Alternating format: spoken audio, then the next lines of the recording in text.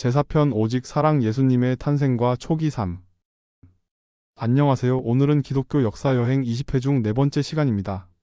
지난 세 번째 시간까지는 예수님께서 이 땅에 오시기 전 고대 근동의 복잡다단한 배경과 메시아를 기다리던 유대인들의 간절한 염원에 대해 이야기 나누었습니다. 로마의 지배 아래에서 율법적, 종파적 갈등을 겪던 그 시대의 절망 속에서 피어난 희망의 씨앗처럼 인류 역사를 영원히 바꿀 한 존재가 세상에 그 모습을 드러냈습니다. 오늘은 바로 그 시작 나사렛 예수님의 탄생과 공생의 전의 초기 삶을 깊이 있게 탐구하며 겸손함 속에서 피어난 신비로운 구원의 계획을 함께 묵상하는 시간을 가져보겠습니다. 예수님의 탄생은 인류 역사상 가장 중대한 사건 중 하나이지만 그 시작은 지극히 평범하고 때로는 비천해 보이기까지 했습니다. 모든 이야기는 갈릴리 지방의 작은 마을 나사렛에서 시작됩니다. 이 나사렛은 당시 유대인들에게 특별한 지위를 부여받지 못하는 보잘것없는 변두리 마을이었습니다. 성경에도 나사렛에서 무슨 선한 것이 날 수 있겠느냐라는 말이 있을 정도로 대도시인 예루살렘이나 정치적 중심지였던 갈릴리 지방의 다른 도시들에 비해 그 중요성은 미미했습니다. 바로 그 나사렛에서 젊은 처녀 마리아가 하나님의 특별한 부르심을 받게 됩니다. 천사 가브리엘이 나타나 그녀에게 성령으로 잉태하여 아들을 낳을 것이요. 그 이름을 예수라 하라는 놀라운 메시지를 전했습니다. 이는 마리아가 정혼한 상태였고 아직 결혼하지 않았던 터라 엄청난 충격과 혼란을 주었을 것입니다. 동시에 그녀는 다윗 왕가의 후손인 목수 요셉과 정혼한 사이였습니다. 요셉은 이 소식을 듣고 큰 번민에 빠졌지만 꿈속에서 나타난 천사의 계시를 통해 모든 것을 이해하고 마리아를 아내로 맞이하기로 결심합니다. 이러한 마리아와 요셉의 겸손과 순종이 없었다면 인류의 구원 역사는 시작될 수 없었을 것입니다. 예수님의 탄생은 로마 제국의 거대한 행정력과 무관하지 않았습니다. 당시 로마 황제 아우구스투스는 제국 전역에 걸쳐 호구, 조사인구 조사 및 세금 징수를 위한 등록을 명령했습니다. 모든 백성은 자신의 고향으로 돌아가 등록해야 했습니다. 요셉은 다윗 왕가의 후손이었으므로 유대의 베들레헴으로 가야만 했습니다. 베들레헴은 예루살렘 남쪽 약 10km 떨어진 작은 마을로 구약 성경 미가서 5장 2절에 베들레헴 에브라다야 너는 유다 족속 중에 작을지라도 이스라엘을 다스릴 자가 내게서 내게로 나올 것이라는 메시아의 탄생지로 예언된 곳이었습니다. 마리아는 만삭의 몸으로 요셉과 함께 나사렛에서 베들레헴까지 약 150km에 이르는 힘든 여행길에 올랐습니다. 이 여정은 마차가 아닌 도보나 나귀를 이용했을 것이며 그만큼 오랜 시간과 체력을 요구하는 고된 길이었습니다. 로마 황제의 명령이라는 거대한 정치적 사건이 역사의 흐름 속에서 우연처럼 보였지만 실상은 하나님의 정교한 섭리 아래 메시아가 예언된 장소에서 태어나도록 이끄는 도구였습니다. 베들레헴에 도착했을 때 이미 호구 조사 때문에 수많은 사람들이 몰려들어 여관에는 묵을 방이 하나도 없었습니다. 만삭인 마리아와 요셉에게 남은 곳은 짐승들이 머무는 마구간뿐이었습니다. 바로 그곳에서 역사상 가장 위대한 존재 예수님께서 탄생하셨습니다. 아기로 오신 구원자는 화려한 궁전이 아닌 냄새나고 비천한 마구간에서 갓 태어난 몸을 눕힐 곳이라고는 구유 짐승의 먹이통밖에 없었습니다. 이는 그분의 낮아지심과 겸손을 극적으로 보여주는 장면입니다. 동시에 베들레헴 주변 들판에서 밤늦도록 양떼를 지키던 가난한 목자들에게는 천사들이 나타나 지극히 높은 곳에서는 하나님께 영광이요 땅에서는 하나님이 기뻐하신 사람들 중에 평화로 달하는 기쁜 소식을 전했습니다. 목자들은 천사들의 말을 믿고 베들레헴으로 달려가 구유에 누워있는 아기 예수를 만나 경배했습니다. 그들은 사회에서 가장 소외된 계층이었지만 메시아의 탄생 소식을 가장 먼저 듣고 그분을 경배하는 영광을 누렸습니다. 이는 하나님의 구원 계획이 소박하고 낮은 곳에서부터 시작됨을 명확히 보여줍니다. 예수님의 탄생은 단순한 한 아이의 출생을 넘어 구약 성경의 수많은 예언들을 성취하는 궁극적인 사건이었습니다. 미가서의 베들레헴 탄생 예언뿐만 아니라 이사야서 7장 14절에 보라 처녀가 잉태하여 아들을 낳을 것이요. 그의 이름을 임마누엘이라 하리라는 말씀 그리고 그분의 낮아지심과 구원자로서의 역할까지 예수님의 탄생은 오랫동안 기다려온 하나님의 계획이 드디어 세상에 펼쳐졌음을 의미합니다. 마구간에서의 탄생과 목자들의 경배는 그분의 왕국이 세상의 권력이나 부와는 전혀 다른 방식으로 시작될 것임을 예고했습니다. 이는 강력한 군사적, 정치적 메시아를 기대했던 당시 유대인들의 고정관념을 깨뜨리는 것이었습니다. 겸손과 섬김, 사랑으로 이루어질 새로운 왕국, 즉 하나님 나라가 아기의 모습으로 세상에 임한 것입니다.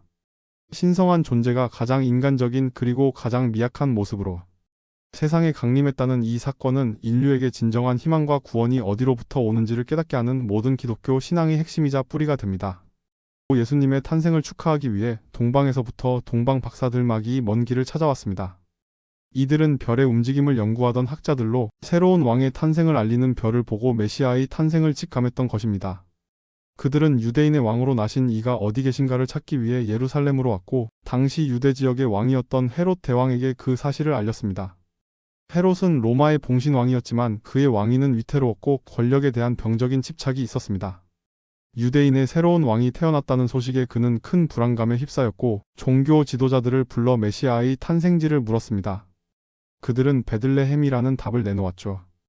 헤롯은 동방 박사들에게 아기를 찾으면 자신에게 알려달라고 말했지만 그 속내는 새로운 왕의 존재를 제거하려는 악한 계획이었습니다.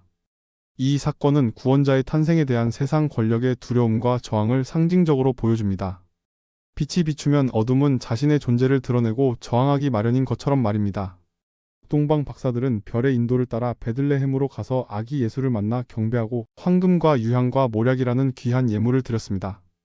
황금은 왕권을, 유향은 신성을, 모략은 죽음을 통한 희생을 상징하는 예물로 해석됩니다.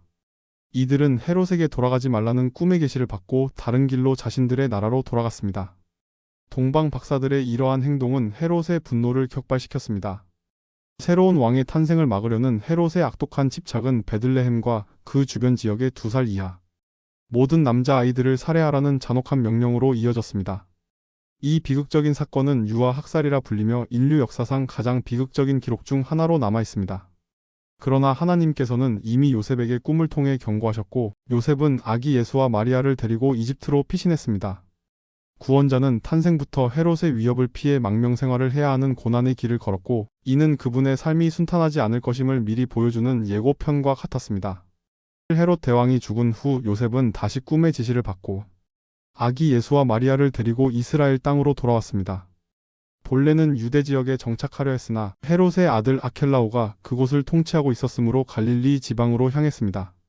그리하여 그들은 처음에 살았던 나사렛 마을에 정착하게 되었습니다. 나사렛으로 돌아온 것은 그가 나사렛 사람이라 칭하리라. 한 선지자의 말을 이루려 함이라는 예언을 성취하는 것이었습니다.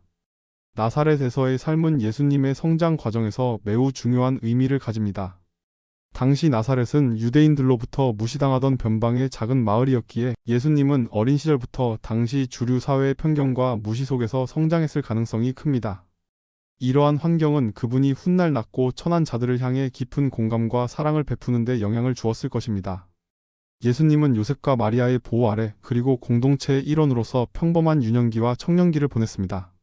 나사렛에서의 유년기는 성경에 자세히 기록되어 있지 않습니다. 이 시기를 기독교 전통에서는 흔히 숨겨진 세월로 부릅니다. 성경은 다만 아기가 자라며 강하여지고 지혜가 충만하며 하나님의 은혜가 그 위에 있으니라 간략하게 기록하고 있습니다. 이는 예수님이 평범한 인간으로서 육체적, 정신적, 영적으로 정상적인 성장의 과정을 거쳤음을 보여줍니다.